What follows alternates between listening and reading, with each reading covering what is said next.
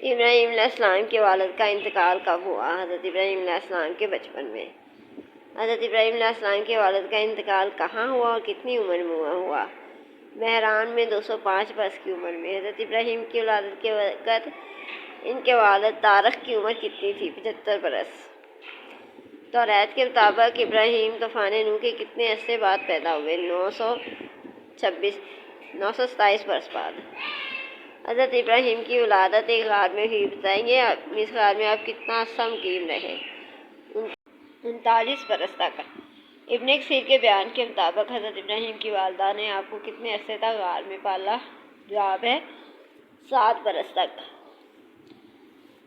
तौरात की तस्रीह के मुताबिक हज़रत नूह की वफ़ात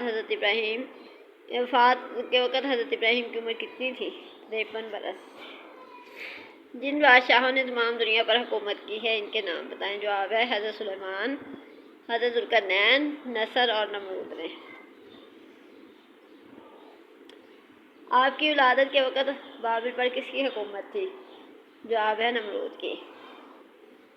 नमरूद का असल नाम क्या था? बासित। नमरूद के बाप का नाम क्या था? कोश इब्ने जाम। तौरात में नमरूद का शजरा नसब क्या है? नमरूद बिन कोश इब्ने जाम इब्ने नूह।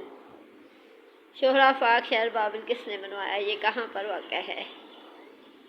किनान इब्ने जाम ने बनवाया। ये दजला और फ़ुरात के ज़िली हिस्से में वाक़ है।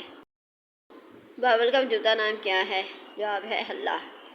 ये शहर कितने रकबे में आबाद है? इसकी लंबाई, चौड़ाई, ऊंचाई क्या है? इसका रकबा 18 मुरबा मील है और इसकी लंबाई 75 मील और ऊंचाई है 60, चौड़ाई 60 और ऊंचाई 250 फीट है।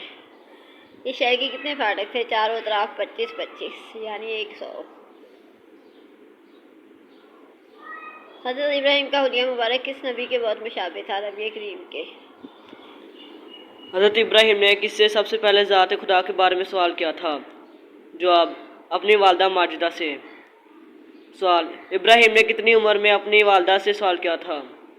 जवाब 7 बरस की उम्र में। हज़रत इब्राहीम के चचा आज़र बुत बनाकर फरोख्त करने के लिए किनको भेजा करते थे? जवाब है हज़रत इब्राहीम को। आप बुतों को फरोख्त करने के लिए बाजार में किस किस्म के आवाज़ लगाते थे? कौन है जो ऐसी चीज़ खरीदेगा जो न फ़ायदा दे और न नुकसान? आपने सबसे पहले किसको दावत हक दी? अपने चचा आज़र को।